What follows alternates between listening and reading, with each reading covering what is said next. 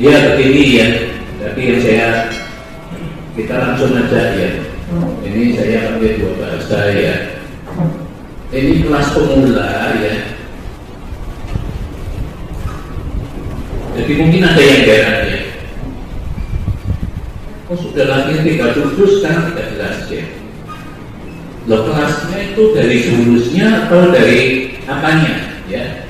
Ya kelas pemula kalau sudah bisa peragaan 37 ya, bisa lancar, jurusnya sudah jelas, kualitas gerakannya sesuai dengan standar, ya sudah. Nah ini semua olahraga tai chi yang di massal ya, yang di lapangan ya, ini hampir seperti ini semua, kelas pemula semua. Loh, kalau 10 tahun ya masih pemula, 20 tahun ya masih pemula ya. Nah ini saya ingat ya, ini di dalam buku itu ada. Ini teman kita ini Pak Dr. B tahun 2000 berapa ya, 2002 antara ya, pulang dari ngikutin turnamen di Taiwan. Ya kalau nggak salah saya pas nggak ikut, ya yang saya ikut ya, yang pensiun sama Ibu Desa mungkin ikut ya, dan beberapa teman ya saya lihat dari fotonya ya. Yang penting saya masih ingat begitu ketemu Pak Yusri, wah aku ketemu gurunya lagi Uyung Hui ya, umurnya sudah 90 tahun. Apa dari tai chi tua-tua ya saya nggak tahu ya. Terus dia ngomong, sudah kamu peragakan hanya jiu saja. Begitu peragakan sudah cukup. Yang kamu udah latihan berapa?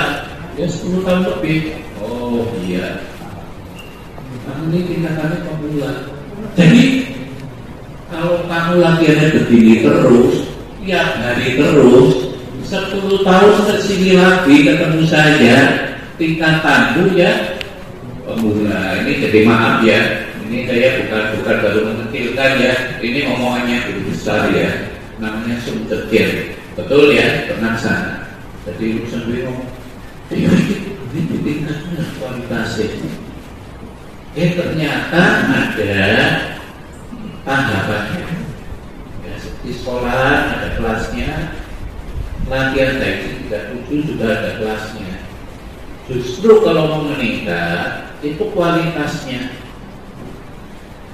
Jurus itu bisa dipersingkat. Nah, ini menurut Bilal, ini jangan diketah ya. Tadi saya sudah ngomong ya. Ini menurut Bilal. Ya, tingkat terakhir hanya 4 jurus ya, pembijian. Ya, saya dalam 2 tahun sudah alami semua. Saya 2 tahun tiap hari latihan di sini. Karena latihan yang itu nggak bisa ya, dia kolektif itu nggak bisa. Jadi dia waktu itu juga ngomong, kamu sekarang dikurangi, tapi kualitasnya ditingkatkan. Nah, saya ngikutin aja. Ya, ini sama juga dengan Lusenwei yang ketemu master di Taiwan yang sudah 90 tahun ngomong kamu latihan begini ya, itu percuma. 10 tahun lagi ya masih pemula ya, tingkat pemula ya. Jadi saya ngomong begini, ini kriteria juga saya ambil dari intinya dari suku Bilal ya. Nah, kelas menengah kita sekarang hari ini adalah latihan kelas menengah ya, gerakannya lebih rileks, lebih sung ya. Rileks dengan sung hampir mirip lah ya, tapi tidak 100% ya.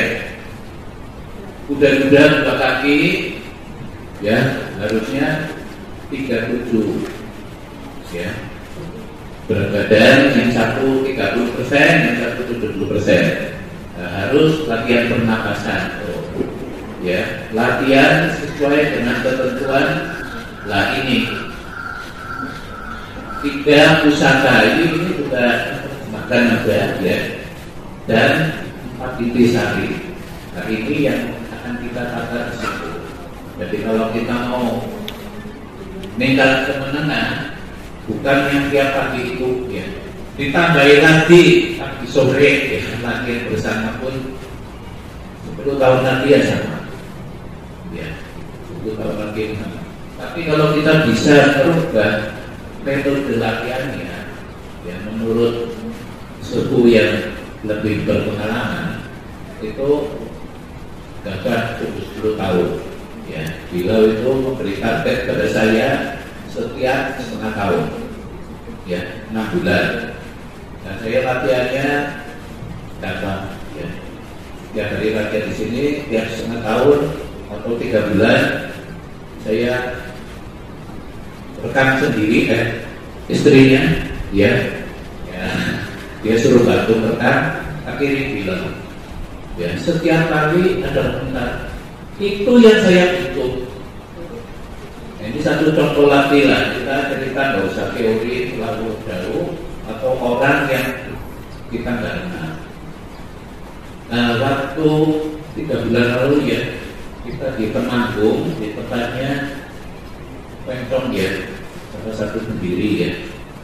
Saya berkali-kali mengatakan, ini Pak Koitong ini umur 83 tahun. Ya, dari istimewanya, kalau bisa kita lihat orang ya positif jangan negatif ya. Oh, gini dirasani. Kalau bisa kita ketemu orang lihat positifnya, kita bisa belajar. Nanti kita maju.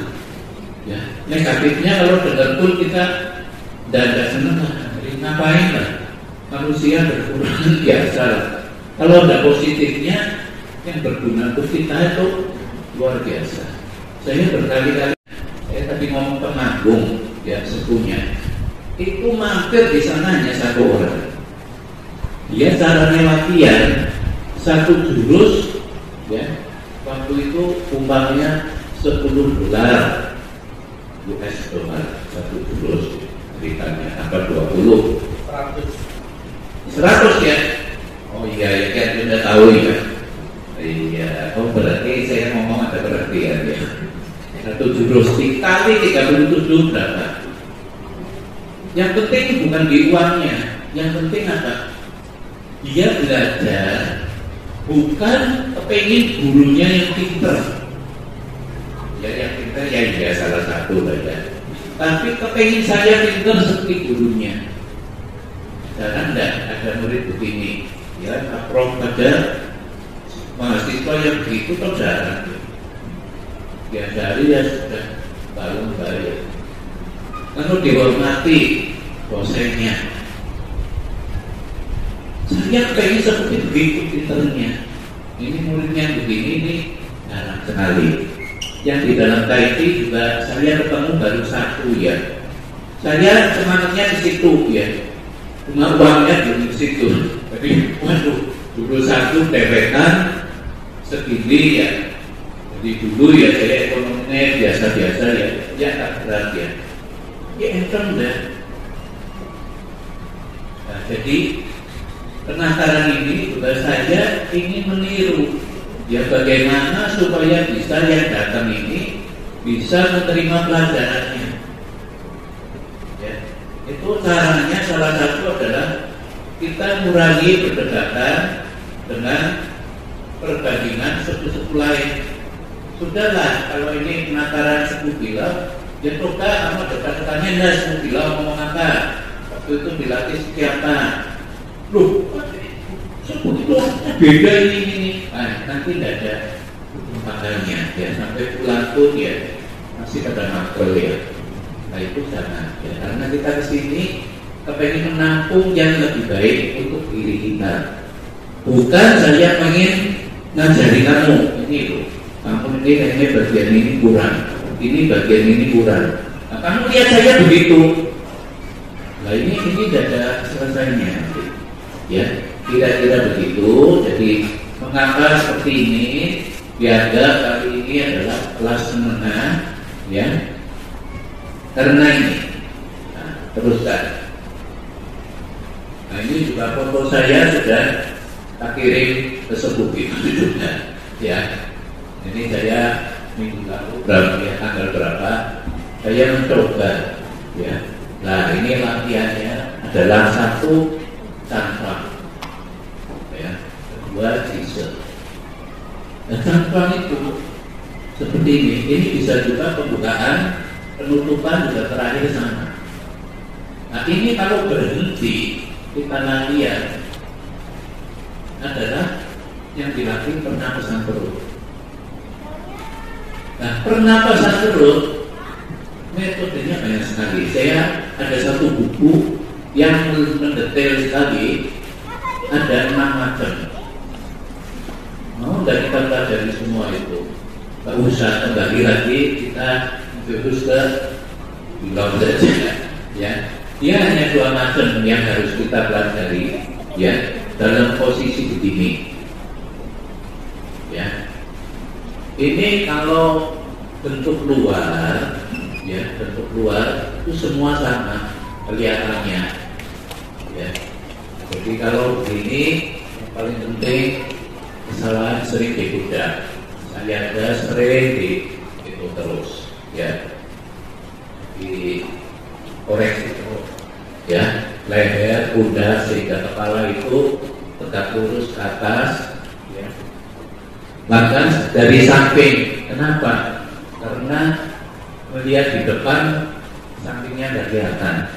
Ini ada perbedaan sedikit apa? Adalah kaki ini lututnya itu bukan lipat ya, tapi melengkung. Ya. Kenapa? Nah, ini dari cantrang mulai kita meningkatkan kalau mau latihan pernapasan perut sehingga ji itu bisa mengalir ke seluruh tubuh. Nah, ini ceritanya kalau ke bawah posisinya harus begini. Begitu nekuk, jinya itu akan berhenti di situ. Ya, jadi posisinya kurang lebihnya seperti ini. Sama juga kalau dari depan kelihatan pundaknya naik, jadi itu akan berhenti di sini, nggak sampai ke ujung jari. Nah itu latihan 10 tahun pun kamu tidak punya visi. Ya tingkatannya adalah senam massal. Berguna nggak? Oh berguna, keringetan kena matahari juga baik. Cuma dari kimia itu tidak meningkat semula. Ya, kita tahu cantrang seperti itu. Nah, 2 macam pernapasan perut. Satu adalah kalau narik, ya perutnya membesar, ya dianggap ada paru-parunya di perut, ya dada kita, ya buang kempes. Masuk besar. Ya, ini pernapasan perut seperti itu. Ya, bisa dilatih. Saya sudah setengah tahun ya di Pronto. Setiap selesai latihan antara 5 menit, betul ya. Pasti cantrang. Ya, tarik nafas.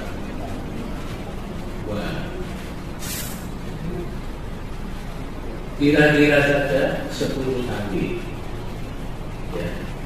Hari ini bisa sedikit, ngerti sedikit, praktek sedikit.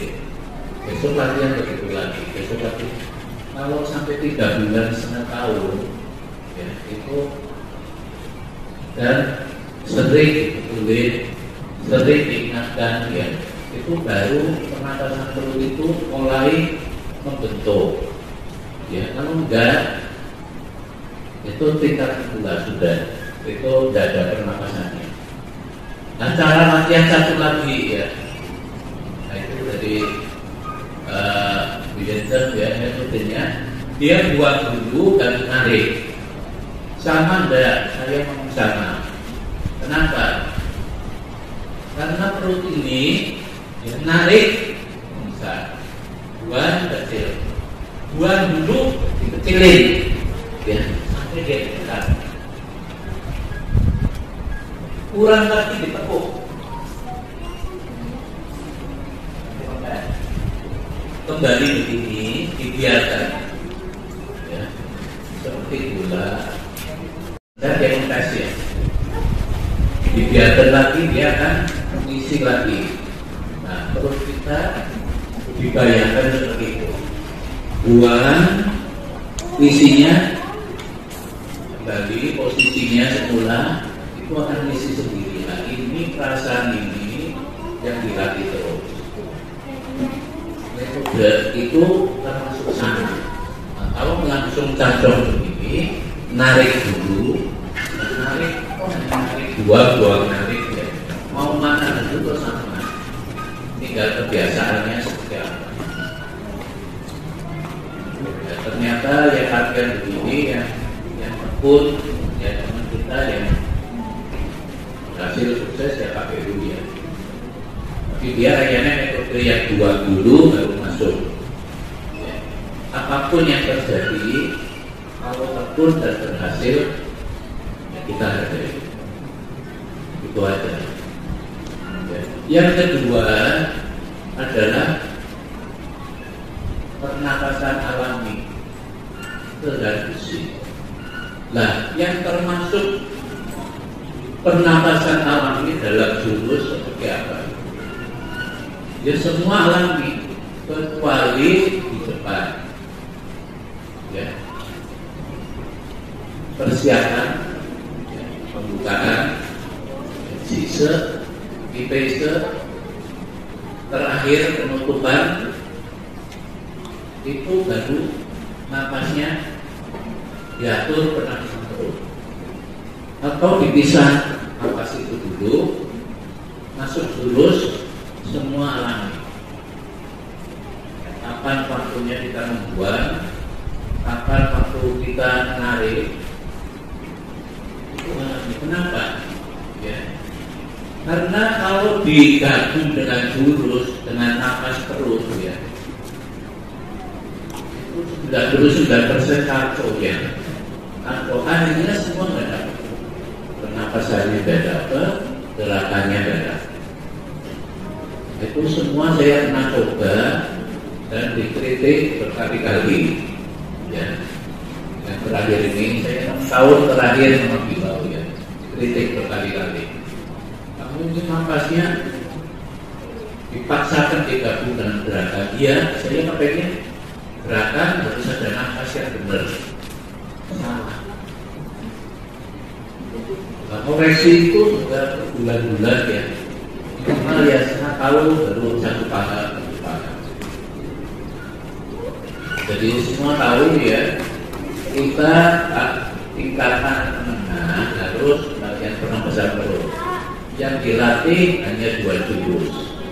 Kalau 37, sisanya 35 adalah pernapasan alami. Latihan pernapasan perut ya, sebelum latihan bisa, latihan ini sendiri bisa, malam hari bisa, sore bisa, atau yang paling praktis ya, setelah kita latihan jurus, kita latihan pernapasan perut 5 menit atau 10 kali. Ini yang diprotokol seperti itu. Nah itu nanti manfaatnya di mana? Ya satu, kita punya energi di mana? Di target. Ya semua orang sebenarnya sudah punya, tapi kalau tidak dilatih itu tidak nambah. Yang lain ya kalau punya duit ditaruh bank ya dibiarin aja bunganya berjalan ya. Kalau ini tidak, kita dilatih baru muncul. Latihan muncul lagi, latihan muncul lagi. Kira-kira teorinya seperti itu. Ini menurut dari versi di bawah. Jadi kalau mau nikah yang sini. Dan tujuan terakhir dari ini yaitu belakangnya alami semua persediaan kita akan menuju makin latihan makin lentur. Atau bahasa Mandarinnya usung. Nah ini banyak yang keliru mendapatnya. Usung tingkat tinggi, relax tingkat tinggi. Bisa enggak latihan dengan ototnya dibentukkan, stretching, ditarik, bisa. Tapi hasilnya ada batas. Dengan sung yang dari pernapasan itu beda. Jadi kalau bisa kita ya selalu jangan ekstrim, ya jangan ekstrim. Kita harus dari semua sisi, baru kita bisa maju. Ya, saya kira demikian. Ya. Dan saya sendiri ini yang apa saya katakan semua adalah saya ngalami, ya. Saya ngalami, jadi tahu dari sini. Ini kalau latihan stretching itu kelihatan kemajuannya, ya. Ini susah. Ini sampai ini bisa pegang, itu sudah kelihatan kamu ada kemajuan. Ya sila, dan bisa sila ya. Sampai bisa sila kelihatan satu kemajuan. Baik dan baik itu usung juga. Tapi itu sudah masuk sung dari energi tadi. Belum. Kalau bisa digabung memang baik. Tapi biasanya orang yang di situ hebat ya. Mungkin di sini juga ada satu kekurangan. Orang yang di sini ada hasilnya, di lain gerakan metode ada kekurangannya. Nah inilah yang dikatakan saling mengisi, ya saling mengisi. Jadi jangan kecil hati, tapi ya jangan terlalu besar hati. Nah, ini baru bisa kita mencapai atau meningkat ilmu kita. Kira-kira seperti itu ya. Nanti kalau kita sudah selesai semua, tinggal prakteknya bagaimana nanti kita. Ini susah ya, tapi tahu dulu. Setelah tahu kita berlatih. Kapan ada itu pun ya nanti kalau 10 kilo datang bisa dikoreksi lagi.